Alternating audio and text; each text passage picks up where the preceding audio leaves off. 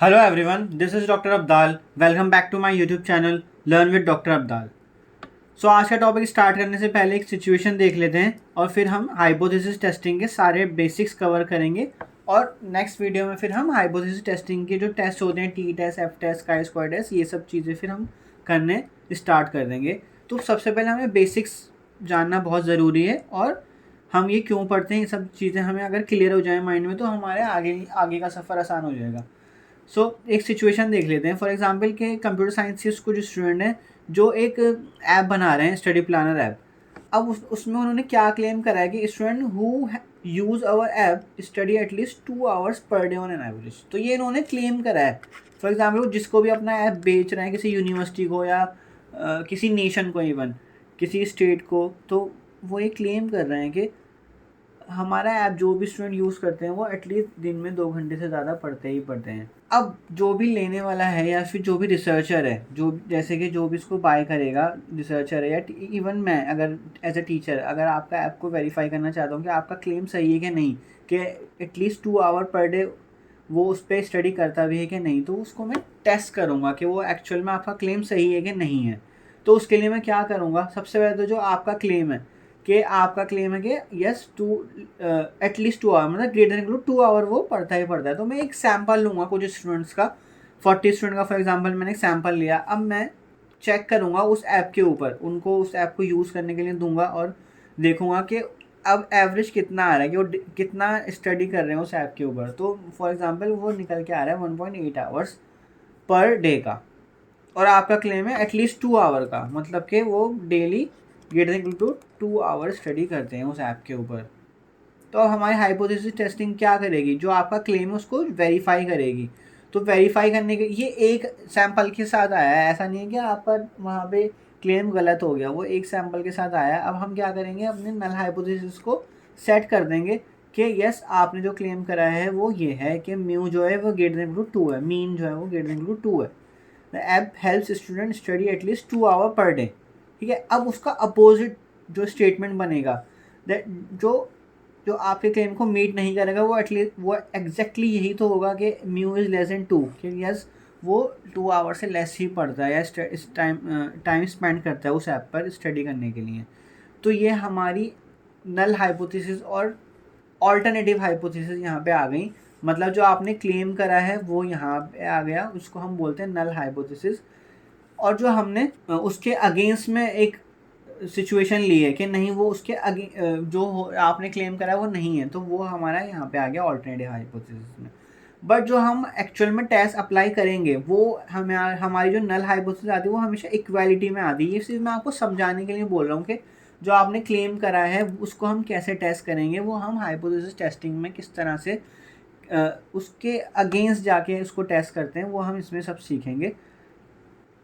तो इसमें आप बस ये नोट कर लो कि आपने किस तरह से कोई ऐप बनाया और किस तरह से क्लेम करा गया, फिर उसको कैसे टेस्ट करेंगे, सैंपल लेंगे, सैंपल के थ्रू हम उसको टेस्टिंग करेंगे कि यस आप वो क्लेम सही है कि नहीं है, और फिर या तो क्लेम एक्सेप्ट हो जाएगा आपका जो आपने क्लेम करा या फिर रिजेक्ट हो जाएगा। तो वो क्या सिचुएशंस बनती हैं, किस तरह के टेस्ट बनते हैं, वो हम आगे देखेंगे। ये एक बेसिक आपका बनाने के लिए। सो नेक्स्ट हमारे पास जो डेफिनेशन आती है, जो टर्म आती है, वो है हाइपोथेसिस टेस्टिंग। वो एक्चुअल में हाइपोथेसिस टेस्टिंग का मतलब क्या है? इसमें क्लियरली लिखा है, means validating claims about population parameter. मतलब आप जो एक बड़ी पॉपुलेशन होती है उसके जो पैरामीटर्स होते हैं, उसके पैरामीटर क्या होते हैं? मीन होता है, वेरिएंस, स्टैंडर्ड डेविएशन होता है, या प्रोपोर्शन होता है। ये सब चीज़ें हम जानने के लिए, पॉपुलेशन की इन्फॉर्मेशन जानने के लिए हम क्या करते हैं, एक सैंपल की हेल्प लेते हैं, और सैंपल की हेल्प से हम जानने की कोशिश करते हैं जो पॉपुलेशन पैरामीटर है वो सही है कि नहीं है, जो क्लेम किया जा रहा है उससे रिलेटेड। ठीक है, अब इसमें मोस्टली जो एक्शंस होते हैं हमारे पास हाइपोथेसिस टेस्टिंग में, हमारे पास दो तरह के ही एक्शंस होते हैं। वो होता है एक्सेप्टेंस और रिजेक्शन। हम हमेशा अपनी हाइपोथेसिस टेस्टिंग में जो क्लेम किया जाता है, या तो उसको रिजेक्ट कर देते हैं, या फिर कभी कभी उसके लिए जो लैंग्वेज यूज़ करते हैं वो फेल टू रिजेक्ट, वो एक्सेप्ट ही होता है, मतलब फेल टू रिजेक्ट। जो आपने क्लेम करा है हम उसको रिजेक्ट नहीं कर पा रहे हैं, फेल टू रिजेक्ट। हम हमेशा हाइपोथेसिस टेस्टिंग में क्या करते हैं, सैम्पल की हेल्प से जो पॉपुलेशन से रिलेटेड क्लेम किया गया है उसको वैलिडेट करने की कोशिश करते हैं। और उसके लिए हम statistical method, statistical tool use करते हैं, जो हम आगे पढ़ेंगे, स्टैटिस्टिकल टेस्ट्स, वो हम अप्लाई करते हैं और देखते हैं वो क्लेम रिजेक्ट हो रहा है या एक्सेप्ट हो रहा है। सो नेक्स्ट हमारे पास जो टर्म आती है वो है नल हाइपोथेसिस, जैसा कि मैंने अपनी फर्स्ट स्लाइड में भी डिस्कस करा था। सो नल हाइपोथेसिस एक स्टेटमेंट है। So null hypothesis statement that the value of a population parameter is equal to some claim value. ठीक है, तो यहाँ पे जो ये वर्ड मैटर करता है इक्वल टू, जो मैंने आपको एग्जांपल दिया था उसे समझाने के लिए था, लेकिन जो हम हाइपोथेसिस टेस्टिंग करेंगे, जो हम एक्चुअल में टेस्ट अप्लाई करेंगे, वहाँ पे हमारा नल हाइपोथेसिस हमेशा इक्वालिटी आएगी, किसी क्लेम वैल्यू के इक्वल होगा आपका पॉपुलेशन पैरामीटर, मतलब जो उसका मीन हो गया या स्टैंडर्ड डेविएशन हो गया, वो किसी पर्टिकुलर वैल्यू के इक्वल होगा। For example mu is equal to 5 हो गया, जैसे कि यहाँ लिखा भी है proportion mean standard deviation. So we test the null hypothesis directly और either we reject or we fail to reject. So null hypothesis में हमेशा जो हमारा स्टेटमेंट बनता है वो हमेशा इक्वालिटी में बनता है, याद रखना है आपको। और हम क्या करते हैं उसमें क्लेम कि हम अपनी नल हाइपोथेसिस में पॉपुलेशन पैरामीटर को किसी क्लेम वैल्यू के इक्वल लेके चलते हैं और फिर देखते हैं क्या वो उसके इक्वल आ रहा है कि नहीं आ रहा है, या तो उससे ग्रेटर आ रहा होगा या लेस आ रहा होगा या फिर नॉट इक्वल आ रहा होगा। तो वो हम आगे देखेंगे क्या होता है। तो इससे कुछ एग्जाम्पल देख लेते हैं। फॉर एग्जाम्पल आपके इक्वालिटी में, क्योंकि आपकी नल हाइपोथेसिस हमेशा बनती है, ये याद रखना है आपको, नल हाइपोथेसिस हमेशा इक्वालिटी में बनती है। फॉर एग्जाम्पल आपका पॉपुलेशन मीन जो है वो 50 के इक्वल है, या आपने अपनी क्लेम करी है नल हाइपोथेसिस में, फिर हम आगे चेक करेंगे उसको कि वो सही होगा कि नहीं होगा। या फिर आपके पास दो पॉपुलेशन है या दो सैंपल है, उसमें आप दो पॉपुलेशन में देखना चाहते हो कि उन दोनों के मीन इक्वल हैं कि नहीं है, तो इस तरह से वो आपकी नल हाइपोथेसिस इस तरह से सेट हो जाएगी। तो नल हाइपोथेसिस हमेशा H0 से डिनोट की जाती है। और आपकी आगे एक और हाइपोथेसिस आएगी दैट इज ऑल्टरनेटिव, उसको हम H1 से या HA से भी डिनोट करते हैं।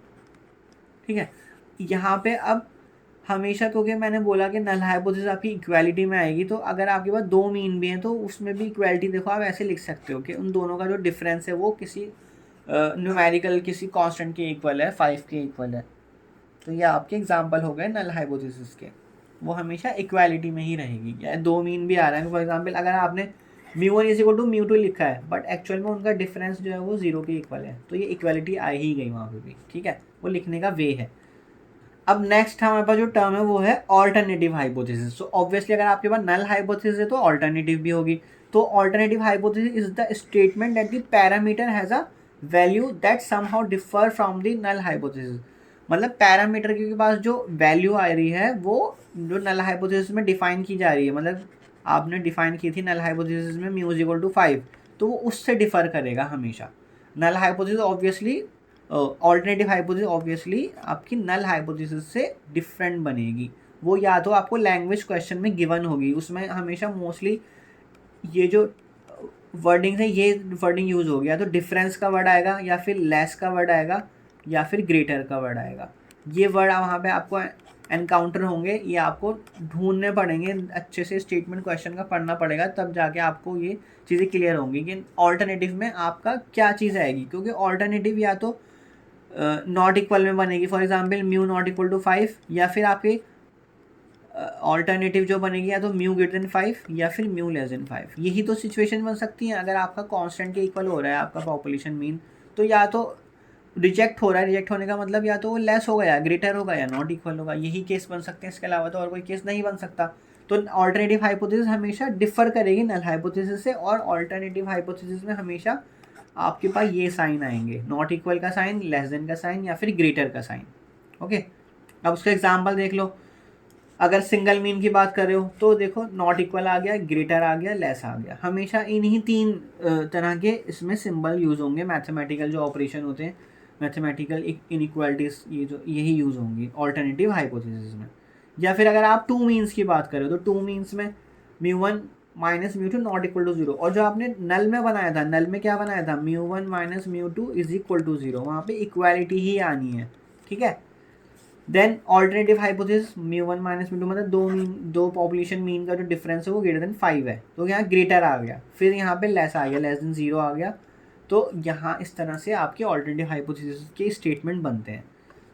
ठीक है, और यहाँ पे आपको एक चीज़ और दिख रही होगी, to tailed, right tailed, left tailed. तो हमेशा ये चीज़ याद रखना, आगे मैं आपसे डिस्कस भी करूँगा, जब नॉट इक्वल, जब आपकी ऑल्टरनेटिव हाइपोथेसिस H1 जो है वो नॉट इक्वल में बनेगी तो वो हमेशा टू टेल का ही क्वेश्चन बनेगा। तो आपने इस क्वेश्चन को स्टार्ट करने से पहले ही ये सब चीज़ें ढूंढ लेनी है कि आपकी नल हाइपोथेसिस क्या है, आपकी ऑल्टरनेटिव हाइपोथेसिस क्या है, और आपका ऑल्टरनेटिव हाइपोथेसिस में साइन क्या है, not equal to, less than या फिर greater than. Not equal to है तो टू टेल का क्वेश्चन बनेगा, आपको ये टेल भी देखना है कि कौन से टेल का क्वेश्चन बनना है। ग्रेटर है तो वन टेल का या फिर राइट टेल का क्वेश्चन बनेगा। ग्रेटर का मतलब है कि आप जो आपकी रियल लाइन होती है आप उसमें राइट हैंड साइड पर कहीं हो, ग्रेटर देन किसी नंबर से ग्रेटर, 5 से ग्रेटर हो गया फॉर एग्जांपल, तो वो राइट टेल, मतलब इस कर्व के नीचे जो एरिया बन रहा है उसमें जो टेल बन रही है, यहाँ पे जो इसकी टेल बन रही है, ये वाला एरिया की बात हो रही है।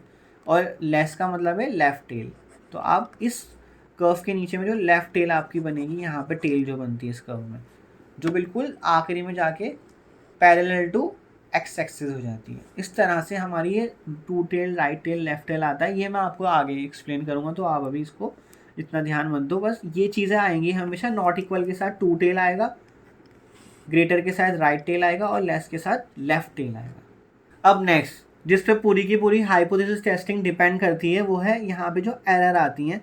पहले इस टेबल को समझ लेते हैं, और इसमें बच्चे बहुत कन्फ्यूज हो जाते हैं कि ये टेबल एक्चुअल में है क्या। तो आपके पास एक एक्चुअल स्टेटमेंट है जो ट्रू स्टेटमेंट है H0। हम उस मतलब H0 की हम ट्रुथ और फॉल्स पे चेक करने जा रहे हैं कि उसको एक्सेप्ट करेंगे तो क्या होगा और रिजेक्ट करेंगे तो क्या होगा। तो H0 आपके पास एक नल हाइपोथेसिस का स्टेटमेंट है, ठीक है। इसको हम यहाँ से स्टार्ट करते हैं।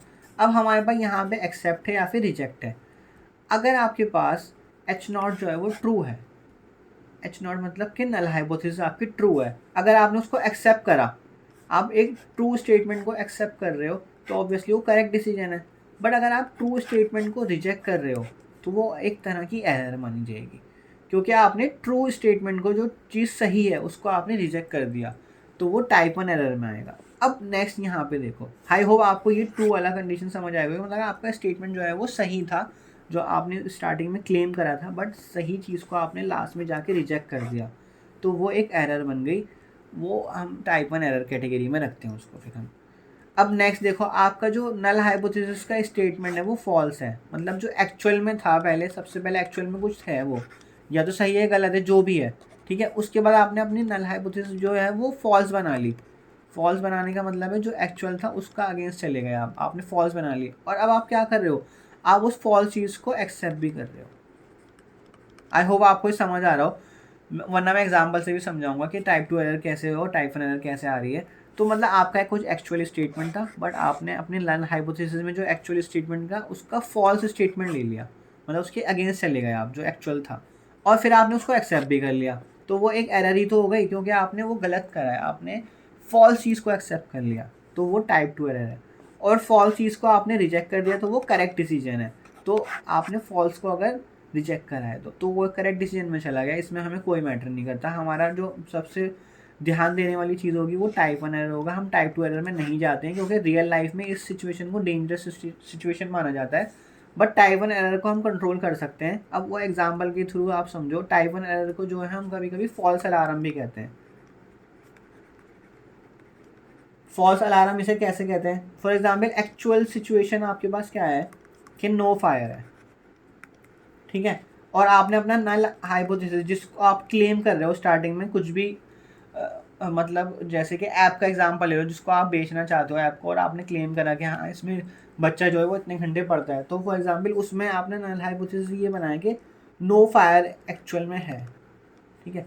नल हाइपोथेसिस भी आपकी नो फायर है, कि जहाँ पे भी आप मतलब रहते हो या जहाँ पे काम करते हो वहाँ पे कोई फायर नहीं लगी है, और लास्ट में जाके आपने रिजेक्ट कर दिया अपने नल हाइपोथेसिस वाले स्टेटमेंट को, रिजेक्ट कर दिया उस स्टेटमेंट को, तो क्या हुआ, यहाँ पे एरर हो गई क्योंकि फायर नहीं है, बट आपने इस स्टेटमेंट को, फायर नहीं वाले स्टेटमेंट को रिजेक्ट कर दिया। तो नो फायर को आपने रिजेक्ट कर दिया, इसका मतलब आपने ये समझ लिया कि वहाँ फायर है, ये आपका फॉल्स अलार्म हो गया। फॉल्स अलार्म क्यों बोलते हैं इसको, कि आग नहीं लगी थी बट अलार्म बज गया, तो आपने समझ लिया कि आग लग गई थी, तो आपने क्या करा, उसके लिए कुछ डिसीजन ले लिया, ऐसा कि आपने कॉल कर दिया फायर ब्रिगेड को, तो वहाँ पे आपने एक्स्ट्रा कुछ डिसीजन ले लिया जबकि हुआ कुछ भी नहीं था, तो इसलिए हम उसको फॉल्स अलार्म की कैटेगरी में रखते हैं। तो ये रिजेक्शन होने पे क्या हुआ, आपके पास टाइप 1 एरर आ गई, क्योंकि फायर नहीं थी, कुछ हुआ ही नहीं था, लेकिन आपने डिसीजन ले लिया, तो ये आपका टाइप 1 एरर में चला गया। अब नेक्स्ट देखो ये वाला टाइप 2 एरर, ये डेंजरस क्यों माना जाता है। फॉर एग्जांपल आपके पास एक्चुअल सिचुएशन है कोई, कि कोई पेशेंट है, उसको कोई डिसीज़ है, ठीक है, पेशेंट हैज़ अ डिसीज़। अब आपका जो नल हाइपोथेसिस है, नल स्टेटमेंट है जो आपका नल हाइपोथेसिस का, वो बना है patient has no disease. False statement लेके चलो ना, क्योंकि देखो यहाँ पे, यहाँ ब्लू में क्या लिखा है, ब्लू में ये तो लिखा है कि आपने अपनी नल हाइपोथेसिस फॉल्स मान ली, तो पेशेंट हैज़ नो डिसीज़, ये आपने नल हाइपोथेसिस ले ली। अब टाइप 2 एरर में क्या लिखा है कि आपने एक्सेप्ट कर लिया अपने H0 को, आपने अपने H0 को एक्सेप्ट कर लिया। फर्स्ट स्टेटमेंट एक्चुअल में क्या है, patient has a disease. Null hypothesis आपने क्या बनाई कि पेशेंट हैज़ नो डिसीज़, और फिर आपने उसको एक्सेप्ट भी कर लिया, मतलब फॉल्स चीज़ को एक्सेप्ट कर लिया आपने। और एक्चुअल में क्या था, पेशेंट को डिसीज़ थी। तो आप यहाँ पे क्या करोगे, अगर आपने पेशेंट हैज़ नो डिसीज़ वाली स्टेटमेंट को एक्सेप्ट कर लिया, इसका मतलब आप कोई भी डिसीजन नहीं लोगे पेशेंट की रिकवरी के लिए या पेशेंट का ट्रीटमेंट करने के लिए। उसका कोई अगर फॉर एग्जांपल उसको कोई बड़ी बीमारी है, तो उसके लिए आप डिसीजन लेट लोगे, वो ऑब्वियसली बाद में पकड़ में आ ही जाएगा। अगर उसको कोई एक्चुअली डिसीज़ है तो उसके सिम्टम्स फिर ज़्यादा आने लगेंगे, तो उसको फिर लेट ट्रीटमेंट मिलेगा।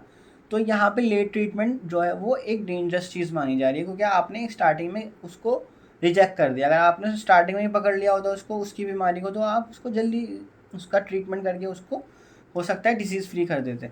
तो इसलिए इस तरह की सिचुएशन को हम ज़्यादा डेंजरस बोलते हैं। तो हम अपनी जो हाइपोथेसिस टेस्टिंग करते हैं वो टाइप 1 एरर के लिए करते हैं, कि टाइप 1 एरर होने की क्या प्रोबेबिलिटी है, टाइप 1 एरर होगी कि नहीं होगी, इसके लिए हम अपनी हाइपोथेसिस टेस्टिंग करते हैं। हम टाइप 2 एरर की तरफ नहीं जाते हैं, ठीक है। तो इसको और अच्छे से देख लेते हैं एक बार। तो टाइप 1 एरर क्या है, उसको फॉल्स पॉजिटिव बोलते हैं। जैसा कि मैंने आपको बताया फॉल्स अलार्म के, अगर आपको याद रखना है हमेशा कि टाइप 1 एरर क्या है, तो उसको हमेशा फॉल्स अलार्म से याद रखना, कि कोई भी चीज़ नहीं थी, कोई आग नहीं थी, बट अलार्म बज गया, तो वो फॉल्स अलार्म था, उसमें हमें कुछ डिसीजन नहीं लेना था।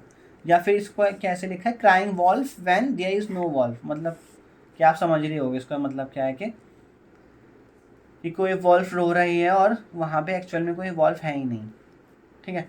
नेक्स्ट जो आपकी टाइप 2 एरर थी फॉल्स नेगेटिव, तो इसको हमेशा क्या बोलते हैं, मिस डिटेक्शन, मतलब कि पेशेंट का डिटेक्शन आपने करने में गलती कर दी, डिसीज़ का डिटेक्शन करने में। तो इसको हम अब आप ये हमेशा मिस डिटेक्शन से याद रखना टाइप 2 एरर को। So in medical testing a type 1 error might lead to unnecessary treatment while a type 2 error could delay critical treatment। तो ऑब्वियसली आप एक टाइप 2 एरर करने में आप जो क्रिटिकल ट्रीटमेंट करने में जो है डिले कर दोगे उसका पेशेंट का। तो इस तरह से इसको याद रखना, टाइप 1 एरर क्या होती है फॉल्स अलार्म, और टाइप 2 एरर क्या होती है मिस डिटेक्शन। आप लेट ट्रीटमेंट करोगे उसका, वो कहीं ना कहीं तो पकड़ में आ ही जाएगी डिजीज़ बाद में जाके। नाउ नेक्स्ट क्या है, सिग्निफिकेंस लेवल अल्फा।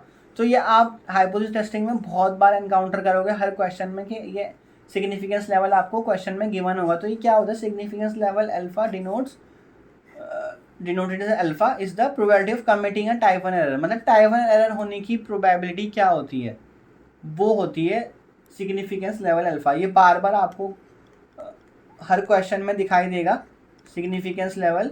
तो ये टाइप 1 एरर होने की प्रोबेबिलिटी होती है। टाइप 1 एरर होने की प्रोबेबिलिटी हम मोस्टली 5%, 1% या 10% लेकर ही चलते हैं। वो डिपेंड करता है आप रिस्क कितना लेना चाहते हो या आप कितना एक्सप्लोर करना चाहते हो। अगर आप रिस्क कम से कम लेना चाहते हो, कोई बीमारी है इस तरह की चीज़ों में ऑब्वियसली आप कम रिस्क लेना चाहते हो, तो आप अपनी टाइप 1 एरर होने की प्रोबेबिलिटी को कम से कम रखोगे। फॉर एग्जांपल 1% रखोगे आप उसको।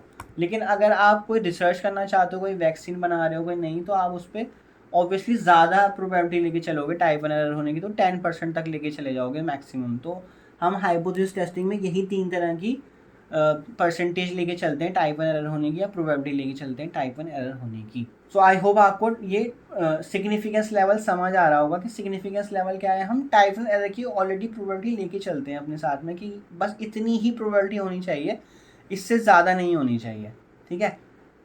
वहीं तक आप उस चीज़ को, टाइप वन एरर होने को आप मतलब अपनी रिसर्च में एक्सेप्ट करोगे। फॉर एग्जांपल अगर आप कोई रिसर्च कर रहे हो तो ऑब्वियसली आप एक गलत डिसीजन कब कब कहाँ तक ले सकते हो, या तो 1% तक ले सकते हो, या फिर 5% तक, या फिर जहाँ रिसर्च कर रहे हो वहाँ 10% तक ले सकते हो। बाकी के जो 90% बचा वो मतलब चांस है कि आपका जो रिसर्च चल रही है वो सही चल रही है, जो आप वैक्सीन बना रहे हो या फिर आप जो भी क्लेम कर रहे हो वो 90% तक चांसेस है कि वो सही रहेगा। और आप जितना कम करते चले जाओगे 99% तक, तो 99% तक आप चाहते हो कि वो सही रहे, मतलब आप जो भी क्लेम कर रहे हो वो चांसेस रहेंगे कि 99% सही रहेगा, 1% ही चांसेस होंगे एरर होने के। तो एफ टाइप वन एरर क्या था, rejecting a true null hypothesis, मतलब क्या आपकी नल हाइपोथेसिस ट्रू है और आप तब भी उसको रिजेक्ट कर रहे हो। ठीक है, तो वो 1% चांस, अगर आपने सिग्निफिकेंस लेवल 1% लिया है। So an alpha of 0.05% indicates 5% chance of incorrectly rejecting the null hypothesis. तो नल हाइपोथेसिस को इनकरेक्टली रिजेक्ट करने की प्रोबेबिलिटी है। देन नेक्स्ट जो आप अपनी हाइपोथेसिस टेस्टिंग में एनकाउंटर करोगे वर्ड्स, वो होंगे critical region and critical value, जिससे आप डिसीजन लोगे लास्ट में कि हमारी नल हाइपोथेसिस रिजेक्ट होगी या एक्सेप्ट होगी या फिर फेल टू रिजेक्ट होगी। सो क्रिटिकल रीजन क्या होता है, the set of values of the test statistic. अब टेस्ट स्टैटिस्टिक क्या है, मतलब जो भी आप टेस्ट लगाने जा रहे होगे तो उस टेस्ट की कुछ वैल्यू निकल के आएगी, जो भी आप टेस्ट लगाओगे उसकी कुछ एक न्यूमेरिकल वैल्यू निकल के आएगी, कांस्टेंट वैल्यू। ठीक है, अब उन सारी वैल्यूज का कलेक्शन जिसके लिए आपकी नल हाइपोथेसिस रिजेक्ट हो जाती है, वो आपका एक रीजन बनाता है, उस रीजन को हम बोलते हैं क्रिटिकल रीजन। मतलब कि जो टेस्ट आपने लगा रहा उससे जो वैल्यूज निकल के आ रही हैं, अब उनमें से वो सारी वैल्यूज, मतलब सारी वैल्यूज नहीं, उनमें से वो पर्टिकुलर वैल्यूज, मतलब कुछ पर्टिकुलर सेलेक्टेड वैल्यूज का कलेक्शन है हमारे पास। अब वो कलेक्शन कैसा है, वो कलेक्शन ऐसा है जहाँ पे नल हाइपोथेसिस आपकी रिजेक्ट ही होगी। तो इस तरह की वैल्यूज़ का कलेक्शन, सिर्फ और सिर्फ इसी तरह की वैल्यू का कलेक्शन जो है वो आपका क्रिटिकल रीजन बनाता है।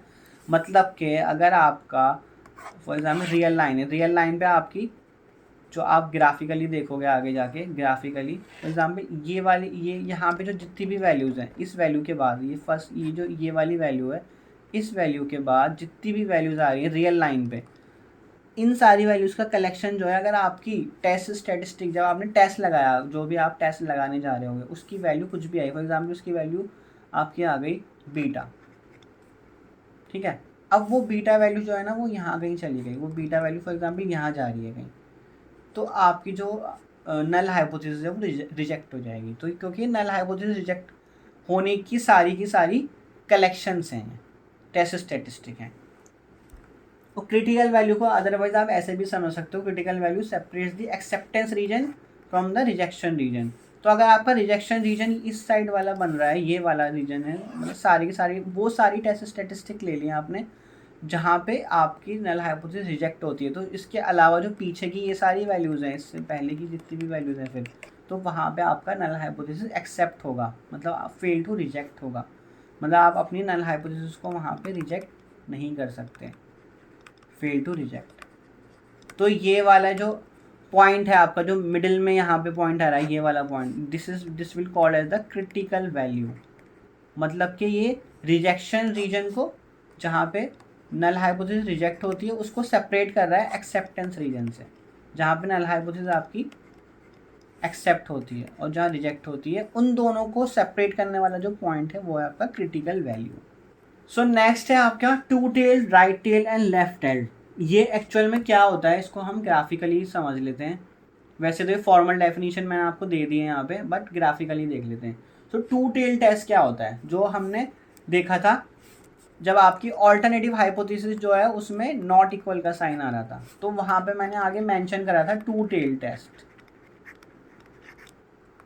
मतलब वो प्रॉब्लम टू टेल की बन रही है। इसका मतलब ये है, हम क्या करते हैं, आपको याद होगा नॉर्मल डिस्ट्रीब्यूशन का जो कर्व बनता था वो बेल शेप कर्व बनता था, जैसा कि मैंने आपको यहाँ पे दिया भी है इधर, ये वाला। तो इसमें जो आपके टेल होती है, यहाँ पे जो हमने रेड पोर्शन से करा है इधर, इस साइड और इस साइड, तो ये आपकी टू टेल टेस्ट में टेल्स बनती हैं।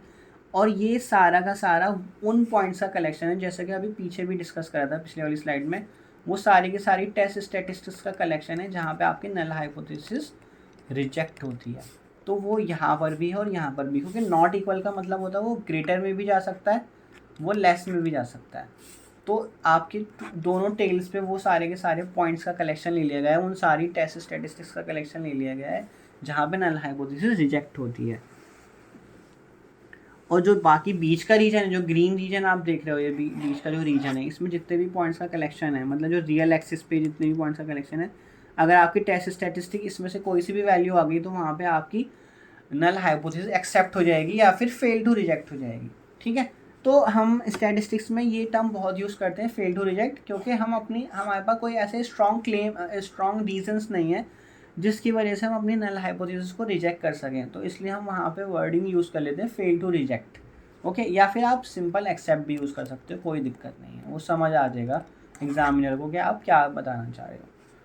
तो टू टेल में हमेशा आपका जो रीजन है, rejection reason, rejecting the null hypothesis, जिसमें आप नल हाइपोथेसिस को रिजेक्ट करोगे, वो दो पार्ट्स में डिवाइड हो जाता है, दो टेल्स में डिवाइड हो जाता है। और अल्फा क्या है ना, अल्फा आपका जो सिग्निफिकेंस लेवल था, देखो यहाँ पे लिखा भी है, alpha is divided equally between the two tails of the critical region. अब आप एक चीज़ और याद करो, जो आपका नॉर्मल डिस्ट्रीब्यूशन कर्व होता था वो ये होता था, और इसका जो नीचे का जितना भी एरिया होता था वो 1 होता था। तो 1 क्या दिखाता है, प्रोबेबिलिटी को दिखाता है वो हमेशा। ठीक है, मतलब टोटल प्रोबेबिलिटी जो होती है एग्जैक्टली वो 1 होती है और मिनिमम 0 होती है। तो इस कर्व के नीचे का जो एरिया है वो 1 है। तो हमने जो यहाँ पे इस पार्ट में डिवाइड करा है ना, ये एक्चुअल में अल्फ़ा को डिवाइड करा है, और अल्फ़ा क्या था, टाइप 1 एरर होने की प्रोबेबिलिटी थी है। तो उस प्रोबेबिलिटी को हमने दो पार्ट्स में डिवाइड कर दिया, दो रीजन्स में डिवाइड कर दिया, राइट टेल में और लेफ्ट टेल में, जो एक्सट्रीम टेल्स हैं इस कर्व की, उसमें डिवाइड कर दिया अपने टाइप 1 एरर होने की जो प्रोबेबिलिटी है उसको। और फिर हम अपनी वैल्यूज़, टेस्ट स्टैटिस्टिक की वैल्यू जो हम टेस्ट अप्लाई करते हैं उसकी वैल्यूज़ देखते हैं कि वो उस रीजन में जा रही हैं कि नहीं जा रही हैं। अगर जा रही होती हैं तो हम बोल देते हैं कि हमारी नल हाइपोथेसिस रिजेक्ट हो गई है। तो टू टेल में अल्फ़ा हमेशा दो पार्ट्स में डिवाइड हो जाएगा, बट राइट और लेफ्ट में नहीं होगा, जो जैसे कि ये है राइट टेल टेस्ट। तो राइट टेल टेस्ट कब लगता है, जब आपका ऑल्टरनेटिव हाइपोथेसिस में ग्रेटर का साइन आता है, ये वाला साइन आता है ग्रेटर का। ठीक है, तो ग्रेटर मतलब आप राइट साइड पर हो, आप किसी वैल्यू से ग्रेटर की बात कर रहे हो, उसके बाद की सारी वैल्यूज़, तो किसी वैल्यू के बाद की सारी वैल्यूज़ का मतलब राइट टेल पे आ गए अब आप। तो यहाँ पे जो अल्फ़ा आपको गिवन होगा, तो जो ये एरिया आप देख रहे हो ना इस कर्व में, जो ये एरिया इधर जो एरिया बन रहा है, एक्चुअल में ये एरिया ही अल्फ़ा है आपका, जो आपको सिग्निफिकेंस लेवल दे रखा होता है क्वेश्चन में, 1%, 10% या फिर 5%, वो एरिया ही ये होता है अल्फ़ा। अल्फ़ा मतलब यहाँ पे एरिया भी है, राइट टेल का जो एरिया है, या फिर probability of occurring type 1 error. ठीक है, यही तो था, टाइप 1 एरर होने की प्रोबेबिलिटी को हम एक रीजन के थ्रू दिखा देते हैं, राइट टेल, लेफ्ट टेल या फिर टू टेल में। तो ग्रेटर में हमेशा आपका राइट टेल पे ही होगा रिजेक्शन एरिया, और बाकी का जो एरिया ग्रीन एरिया है वो आपका fail to reject H not होगा, मतलब H नॉट को रिजेक्ट आप वहाँ नहीं कर सकते, वहाँ पे आप उसको एक्सेप्ट करोगे। सो लास्ट क्या बचा फिर, लेफ्ट टेल। तो लेफ्ट टेल हमेशा लेस में आएगा, मतलब आपकी देखो नल हाइपोथेसिस हमेशा इक्वालिटी में ही आती है, लेकिन आपकी जो ऑल्टरनेटिव है वो चेंज होती रहती है, वो नॉट इक्वल, ग्रेटर और लेस में आती है। तो ये दोनों केस तो मैंने कर लिया, अब लेस में आ गया कि आपका नल, आपकी ऑल्टरनेटिव हाइपोथेसिस वो लेस देन के साइन में दे रखी है, तो वो आप लेफ्ट टेल पे चले गए। तो जो ये एरिया बन रहा है लेफ्ट टेल पे, वो एक्चुअल में अल्फ़ा है आपका, alpha probability of rejecting the null hypothesis, या alpha is the probability occurring the type 1 error. तो बाकी का जो एरिया है इसके बाद में राइट साइड पे जितना भी ग्रीन एरिया है वो fail to reject null hypothesis वाला एरिया है, जहाँ पे आप नल हाइपोथेसिस को रिजेक्ट नहीं कर सकते। अब ये चीज़ें आपको क्वेश्चन में और अच्छे से क्लियर होंगी, ये आपका बेसिक बनाने के लिए है कि जब आप क्वेश्चन कर रहे होगे तो आप थ्योरी को रिलेट कर सकते हो कि हाँ हमने ये थ्योरी पढ़ी थी, तो आप इजीली चीज़ों को रिलेट कर लोगे, फिर वहाँ ज़्यादा दिक्कत नहीं आएगी, वहाँ ज़्यादा हवा में बातें नहीं होंगी जब हम क्वेश्चंस करेंगे। सो नेक्स्ट है आपकी पी वैल्यू। तो पी वैल्यू को हम ज़्यादा अच्छे से एग्जाम्पल से समझेंगे, बट एक बार इसको डेफिनेशन पढ़ के देख लेते हैं। The P value is the probability of observing a test statistic. Test statistic आपको समझ आ गया होगा। टेस्ट स्टैटिस्टिक क्या होती है, जो भी आप टेस्ट अप्लाई करते हो उस टेस्ट की जो वैल्यू निकल के आती है, ठीक है, उसको टेस्ट स्टैटिस्टिक बोलते हैं। तो P value the probability of observing a test statistic as extreme as or more extreme than the one calculated from the sample data assuming the null hypothesis is true. तो अब मैं इसको आपको एक example से समझाता हूँ, क्योंकि यहाँ पे थोड़ा सा लैंग्वेज में घूम जाओगे, आपकी लैंग्वेज क्या लिखी हुई है।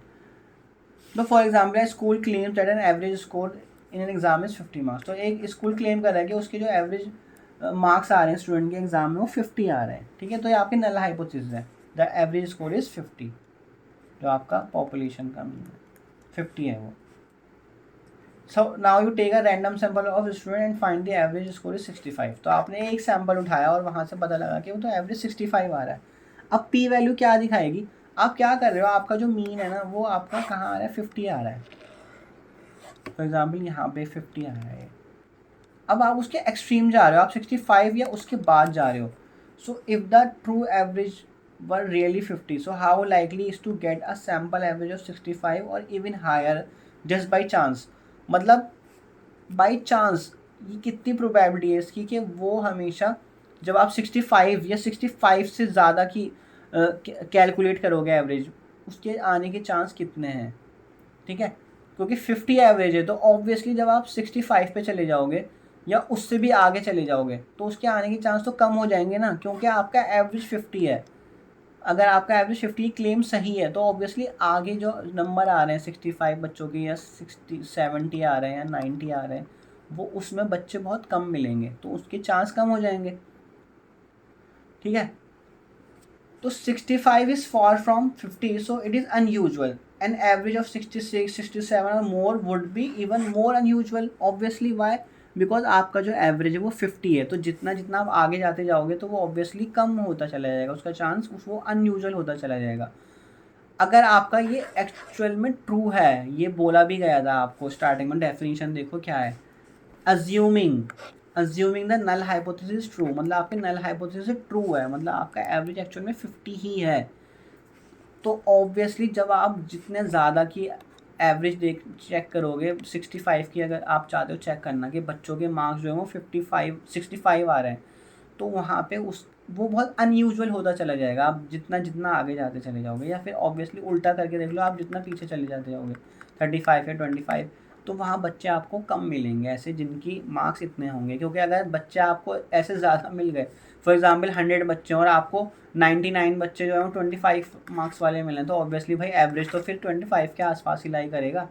क्योंकि अगर आप 25 इंटू 99 करते हो और एक बच्चे के 100 भी आ गए तो वो 100 कितना ही खींच लेगा, उसको ज़्यादा नहीं खींच पाएगा, वो 35, 25, 27, 29 इसके आसपास ही आएगा वो। तो ये मतलब हुआ इसका कि आप जितना एक्सट्रीम जा रहे हो वहाँ पे उसके वो बहुत अनयूजुअल होता चला जाएगा, उसके बहुत रेयर चांसेस होंगे होने के। तो हम यही इसी को हम पी वैल्यू बोल देते हैं। तो P value the probability of getting 65 or more assuming that the true average is 50। तो प्रोबेबिलिटी है ये कि कितनों के 65 या 65 से मार्क्स ज़्यादा आएंगे, वो पी वैल्यू है। और अगर आपकी पी वैल्यू जो है ना वो less than equal to alpha हो जाती है, अल्फ़ा क्या था, सिग्निफिकेंस, तो आप रिजेक्ट कर देते हो अपनी नल हाइपोथेसिस को। मतलब आपकी नल हाइपोथेसिस जो होती है, जो आपने क्लेम करा था कि मार्क्स 50 हैं, वो एक्चुअल में रिजेक्ट हो गया। क्योंकि अल्फ़ा क्या कहता है, अल्फ़ा कहता है कि रिजेक्ट होने की प्रोबेबिलिटी क्या है, मतलब टाइप 1 एरर होने की प्रोबेबिलिटी क्या है। अगर आपके नल हाइपोथेसिस ट्रू है और फिर भी आप उसे रिजेक्ट कर रहे हो, उसकी प्रोबेबिलिटी आपको अल्फ़ा दे रखी है और पी वैल्यू उससे भी कम आ रही है, तो ऑब्वियसली आपकी नल हाइपोथेसिस रिजेक्ट हो जाएगी। तो इसको समझने के लिए एग्जांपल याद रखना, फिर आगे फॉर्मूला बन जाता है आपका एक्चुअल में पी वैल्यू अगर less than equal to alpha होता है। इसको हम चाहे तो और अच्छे से एक वीडियो में बहुत अच्छे से समझ सकते हैं, ये बहुत बड़े बड़े कॉन्सेप्ट हैं, मैं जिसको शॉर्ट में बताने की कोशिश कर रहा हूँ ताकि आपके एक्चुअल में बेसिक क्लियर हो जाए। फिर इस पे बेस आपका फॉर्मूला बन जाएगा जिस पे आप H0 को रिजेक्ट या एक्सेप्ट करोगे। सो नेक्स्ट है आपका डिसीजन रूल, तो जहाँ पे आपको राहत मिलेगी थोड़ी, क्योंकि यहाँ पे आप फाइनली अपना जो क्लेम करा, जितनी भी आपने हाइपोथेसिस टेस्टिंग करी, वहाँ पे अब आप फाइनल डिसीजन लोगे कि आपको अपनी नल हाइपोथेसिस को रिजेक्ट करना है या फिर एक्सेप्ट करना है। तो ट्रेडिशनल मेथड क्या है, वो डिपेंड करता है आपका क्रिटिकल वैल्यू पे। तो क्रिटिकल वैल्यू कैसे निकाली जाएगी वो मैं आपको क्वेश्चंस में ही बताऊंगा, बट क्रिटिकल वैल्यू आप जानते हो जो वो वैल्यू होती है जो रिजेक्शन रीजन को और एक्सेप्टेंस रीजन को सेपरेट करता है, वो पॉइंट होता है वो। तो क्या बोल रहा है ये, reject H not is the test statistic falls within the critical region. तो टेस्ट स्टैटिस्टिक आपको याद है, टेस्ट स्टैटिस्टिक मतलब जो आप टेस्ट लगा रहे हो, जो टेस्ट की जो वैल्यू आ रही है निकल के, जो भी सॉल्व करके वैल्यू आ रही है, अगर वो क्रिटिकल रीजन में चली गई, फॉर एग्जांपल आपका टू टेल का टेस्ट है, तो रिजेक्शन रीजन दोनों टेल पे होता है। तो अगर आपका टेस्ट स्टैटिस्टिक कहीं पे ऐसी जगह पे चला गया, फॉर एग्जांपल यहाँ चला गया, या फिर आपका टेस्ट स्टैटिस्टिक की वैल्यू जो आपने निकाली वो यहाँ आ गई, तो वो रिजेक्शन रीजन में जा रही है, इसलिए आप ट्रेडिशनल मेथड के थ्रू उसको अपनी नल हाइपोथेसिस को रिजेक्ट कर दोगे। और अगर आपका टेस्ट स्टैटिस्टिक इसमें लाई नहीं कर रहा, does not fall with in the critical reason, मतलब वो एक्सेप्टेंस रीजन जो बीच वाला रीजन है उसमें लाई कर रहा है, तो आप उसको क्या कर लोगे, अपनी नल हाइपोथेसिस को एक्सेप्ट कर लोगे। अदरवाइज पी वैल्यू से निकालने के लिए क्या करोगे आप, एक पी वैल्यू होती है, वो भी जो मैंने आपको अभी पीछे समझाया अभी स्लाइड में, और मैं क्वेश्चन में भी बताऊंगा पी वैल्यू कैसे निकलती है। टी स्टैटिस्टिक जेड टेस्ट में निकलती है वो अच्छे से, बहुत टी टेस्ट में टफ हो जाती है, टी टेस्ट में नहीं करेंगे। तो पी वैल्यू अगर less than equal to alpha होगी तो आप अपनी नल हाइपोथेसिस को रिजेक्ट कर दोगे, अदरवाइज एक्सेप्ट कर लोगे। तो ये आपका सिंपल सा रूल है, इस रूल को आपको याद रखना पड़ेगा अगर आपको अपनी नल हाइपोथेसिस को रिजेक्ट करना है या एक्सेप्ट करना है। सो ये आपका स्टेप वाइज चार्ट है। सबसे पहले जो भी आप हाइपोथेसिस टेस्टिंग करते हो उसमें हमेशा आप अपनी नल हाइपोथेसिस और ऑल्टरनेटिव हाइपोथेसिस लिखते हो। तो नल हाइपोथेसिस हमेशा इक्वालिटी में आती है, और आपकी जो ऑल्टरनेटिव होती है वो इन 3 साइन में आती है, तो ग्रेटर या लेस या नॉट इक्वल में। उसके बाद आप सिग्निफिकेंस लेवल देखते हो कि आपको टाइप वन एरर होने की प्रोबेबिलिटी क्या दी गई है, कि वो कितनी प्रोबेबिलिटी एक्सेप्ट कर रहा है अपनी जो सिचुएशन है, जो भी वो हाइपोथेसिस टेस्टिंग कर रहा है वो कितना अलाउ कर रहा है, 5%, 1% या फिर 10%। देन सेलेक्टेड टेस्ट स्टैटिस्टिक, तो मतलब कौन सा टेस्ट आप अप्लाई कर रहे हो, जेड, टी, एफ, का स्क्वायर, तो उनमें से आप फिर उस पर डिपेंड करेगा कि कौन सा टेस्ट अप्लाई कर रहे हो, उसी पे रिजेक्शन और एक्सेप्टेंस डिपेंड करेगा। या फिर उसमें कंडीशंस भी होती हैं कि आपका सैम्पल साइज़ कितना है, सैम्पल साइज़ ग्रेटर देन 30 है तो कौन सा टेस्ट लगेगा, अगर सैम्पल साइज़ स्मॉल है तो कौन सा टेस्ट लगेगा, वहाँ पे भी कंडीशन आ जाती है टेस्ट अप्लाई करने के लिए। देन टेस्ट स्टैटिस्टिक देखोगे, टेस्ट स्टैटिस्टिक को कंपेयर करोगे, या तो आप ट्रेडिशनल तरीके से कंपेयर करोगे या फिर आप पी वैल्यू से कंपेयर करोगे। तो पी वैल्यू से भी क्वेश्चन हो सकता है और क्रिटिकल वैल्यू से भी हो सकता है, तो हम वो क्वेश्चन में देख लेंगे। फिर आप फाइनल डिसीजन लोगे और रिजेक्ट या एक्सेप्ट करोगे अपनी नल हाइपोथेसिस को। सो एक क्वेश्चन देख लेते हैं। आई नो ये वीडियो आपके लिए थोड़ी सी टफ हो जाएगी, क्योंकि बेसिक्स जब हम किसी के सीख रहे होते हैं तो वो इतनी आसानी से नहीं आ पाते हैं जब तक हम क्वेश्चंस ना करें। तो जब हम क्वेश्चंस कर लेंगे तो मैं आपको ये एडवाइस करूँगा कि आप एक बार घूमकर वापस से इस वीडियो पे आना, तो आपको फिर ये बेसिक्स आसान लगने लगेंगे। क्योंकि जब हम कोई टॉपिक नया कर रहे हो जिसमें मैं इतने सारे बेसिक्स बता रहा हूँ जो कि यूज़ होने वाले हैं आगे, तो वो फिर थोड़ा सर के ऊपर से जाने के चांसेस रहते हैं बच्चों के लिए। ऑब्वियसली जो चीज़ फर्स्ट टाइम हम सीख रहे हैं उसके साथ ऐसा होता ही होता है, लेकिन जब आप क्वेश्चन लगा लोगे ना फिर वापस से आके इस वीडियो को देखोगे तो आपको ये पूरी वीडियो ईजिली समझ आ जाएगी। आप इवन और ज़्यादा खुद से भी एक्सप्लोर कर लोगे, क्योंकि एक वीडियो में स्कोप मेरे पास कम है अभी बताने के लिए, जिसमें मुझे सारे बेसिक कवर करने हैं। फिर हम अलग अलग टॉपिक पे अलग अलग वीडियो भी बना सकते हैं। सो एक कुछ क्वेश्चन देख लेते हैं। पी वैल्यू आपकी जो है वो 0.03 जा रही है पी वैल्यू, और अल्फ़ा जो है वो 0.05 जा रहा है। तो क्या कहता है, पी वैल्यू अगर less than equal to alpha होगी तो आप रिजेक्ट करोगे एच नॉट को। ये था आपका डिसीजन रूल, है ना। P less than equal to alpha होगा तो obviously 0.03 less than equal to alpha ही है, तो आप क्या करोगे, रिजेक्ट कर दोगे अपनी एच नॉट को। अब यहाँ पे पी वैल्यू क्या है 0.04 और अल्फ़ा 0.01, तो ये ग्रेटर हो गया, तो यहाँ fail to reject H naught आ जाएगा यहाँ पे। देन नेक्स्ट पी वैल्यू 0.005 है और अल्फ़ा की वैल्यू 0.01 है, तो ऑब्वियसली ये स्मॉल वैल्यू है less than equal to alpha, तो यहाँ पे आप क्या करोगे, रिजेक्ट कर दोगे अपनी नल हाइपोथेसिस को। ठीक है, तो इस तरह से आप डिसीजन लेना सीखोगे। और ये आपकी पी वैल्यू कैसे आएगी ये हम क्वेश्चंस में देखेंगे कि पी वैल्यू कैसे निकल के आती है, वो डिपेंड कर रहा होता है टेस्ट पे भी। सो आई होप आपको आज की मेरी ये वीडियो समझ आई होगी, या फिर आप जब आगे की वीडियोस देख लोगे उसके बाद आप दोबारा आके देखोगे तो ये समझ आ जाएगी। तो मैं आपसे यही उम्मीद करता हूँ। आज मैं अपना थोड़ा सा लैंग्वेज चेंज करके इसलिए ही बोल रहा हूँ क्योंकि जब इतनी सारी बेसिक्स आ जाते हैं, इतनी सारी डेफिनेशंस आ जाती हैं, तो वो इतनी आसानी से नहीं समझ आती है। फिर भी मैंने आपको एग्जाम्पल के थ्रू काफ़ी कुछ बताने की कोशिश करी है, फिर भी मैं उम्मीद करता हूँ आपको काफ़ी हद तक ये वीडियो समझ आ गई होगी। फिर मिलेंगे नेक्स्ट वीडियो में, जहाँ पे हम टेस्ट अप्लाई करके क्वेश्चंस को सॉल्व करना सीखेंगे। तब तक आप प्रैक्टिस करते रहिए। Thank you so much.